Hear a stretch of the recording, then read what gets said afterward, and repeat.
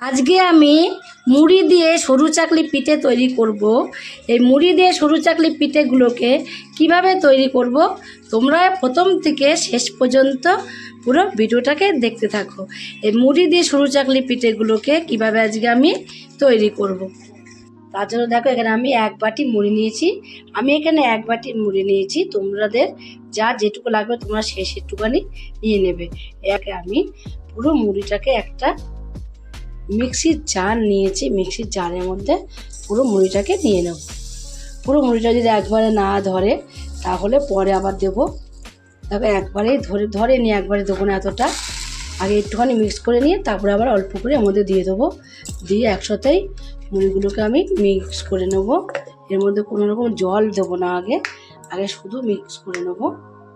দেখো মুড়িটাকে আমি আগে অর্ধেকটা মুড়ি গুঁড়ো করে নিয়েছিলাম, তারপর অর্ধেকটা ওর মধ্যে দিয়ে দিয়েছিলাম। আগে আমি মুড়ির গুঁড়োটা আলাদা করে একটু পেস্ট করে নিলাম। পেস্ট করে নেবে মুড়ির গুঁড়োটা কি করব আমি, দেখো এই মুড়ির গুঁড়োটা আরেকটা মিক্সির জারের মধ্যে ট্রান্সফার করে দেবো। পুরো মুড়ির গুঁড়োটাকে আগে মিক্স করে নিলে ভালো হয়, তার জন্য আমি ভালো করে মিহি করে কিন্তু মুড়ির গুঁড়োটাকে দেখো পেস্ট করে নিয়েছি। এবার দেখো ওই মুড়ির গুঁড়োটা দিয়ে আমি ওর মধ্যে দিয়েছি, আর ওর মধ্যে আমি দিয়ে দেবো এই চায়ের চামচে 2 চামচ ময়দা। 2 চামচ ময়দা এর মধ্যে আমি দিয়ে দিয়েছি।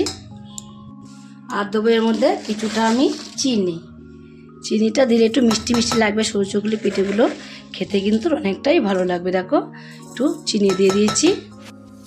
যেহেতু মুড়ির মধ্যে লবণ আছে তার জন্য আমি এখানে দেখো সামান্য অল্প করে একটু লবণ এর মধ্যে দিয়ে দেবো। লবণটা দিয়ে এবার আমি এর মধ্যে দিয়ে দেবো জল দিয়ে এবার একটা মিহি পেস্ট তৈরি করে নেব। খুব সুন্দর একটা মিহি পেস্ট তৈরি হয়ে গেছে। এই মিহি পেস্ট এবার আমি একটা বোলের মধ্যে নামিয়ে নেব।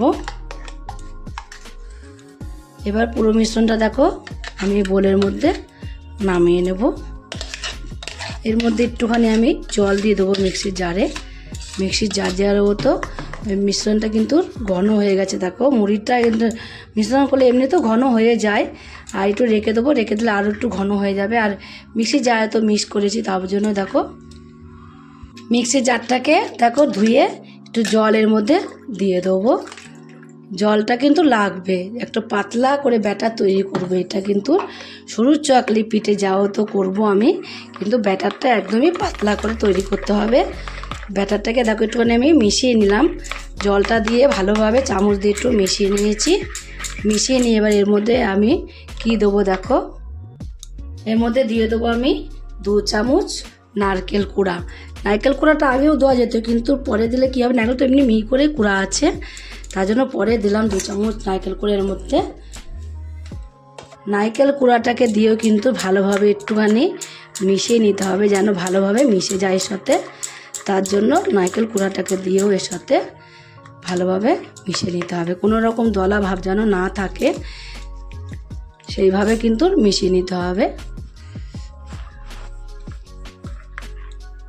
যেহেতু পরে নারকেল কুড়াটা আমি মিশিয়েছি, ওর সাথে মিশালে একদম মিহি হয়ে যাবে বলে ভালো লাগবে না বলে আমি কিন্তু নারকেল কুড়াটা পরে দিয়েছি। দেখো এখন কিন্তু ভালোভাবে আমি মিশিয়ে নিয়েছি, আর যেটুকু দলা ভাব আছে সেটুকু দলা ভাব এইভাবে আমি চামচ দিয়ে দলা ভাবটাকে একদম ভেঙে দেবো, ভেঙে এর সাথে মিশিয়ে নেব। এখন কিন্তু দেখো একদম নারকেল কুড়াটা কিন্তু এর সাথে ভালোভাবে মিশে গেছে, মিশিয়ে নিয়েছি। এবার এটাকে আমি 5 মিনিটের মতন রেস্টে রেখে দেবো, তাহলে ভালোভাবে সেট হয়ে যাবে।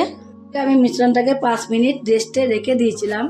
রেস্টে রেখে এদিকে আমি গ্যাসে একটা তাওয়া বসিয়ে দিয়েছি। তাওয়ার মধ্যে সামান্য একটুখানি তেল দিয়ে দেবো, সাদা তেল দেবো। সাদা তেল দিয়ে একটুখানি ব্রাশ করে নেবো, ব্রাশ করে দেবো অল্প একটুখানি এইভাবে ব্রাশ করে দিয়ে এবার যে মিশ্রণটাকে আমি রেডি করে রেখে দিয়েছিলাম সেই মিশ্রণটাকে এক হাতা নিয়ে নেবো। এক হাতা নিয়ে এর মধ্যে দিয়ে দেবো।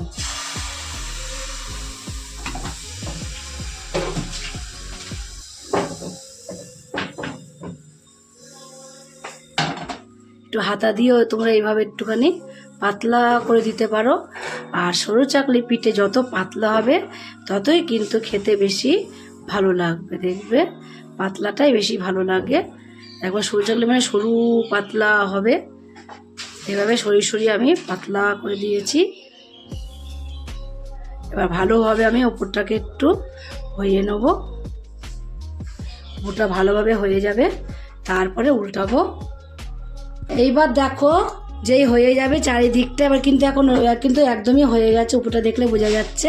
এবার একটা প্যাচেলো নিয়ে নিয়েছি, প্যাচেলো দিয়ে এইভাবে ধারগুলো আগে একটুখানি আগলা করে নেবো।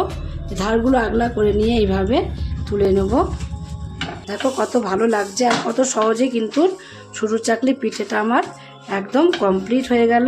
এরকমভাবে যেগুলো বাকি আছে সেগুলোকেও আমি কমপ্লিট করে নেব।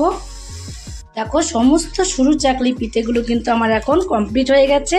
আর এই সরু চাকলি পিঠেগুলো মুড়ি দিয়ে তোমরাও একদিন এইভাবে বাড়িতে তৈরি করে খেয়ে দেখো। যদি রেসিপিটা খেয়ে তোমাদের কাছে ভালো লাগে, আর তোমরা যদি ফেসবুক থেকে দেখো ফেসবুকের পেজটি ফলো করে দেবে, যদি ইউটিউব থেকে দেখো ইউটিউবের চ্যানেলটি সাবস্ক্রাইব করে দেবে, পাশে থাকা বেল আইকনটিটা প্রেস করতে ভুলবে না, তাহলে নতুন নতুন রেসিপি তোমাদের কাছে তাড়াতাড়ি পৌঁছে যাবে। আর আমার চ্যানেল যখন তুমি বন্ধু হয়ে থাকো সাবস্ক্রাইব করো, প্লিজ সাবস্ক্রাইবটা করে দেবে, সবার আগে তোমাদের কাছে নোটিফিকেশন ঢুকে যাবে। ছোট্ট করে লাইক করো, কমেন্ট করো, অনেক অনেক শেয়ার করো। নমস্কার বন্ধুরা, দেখা হবে আবার পরের রেসিপিতে।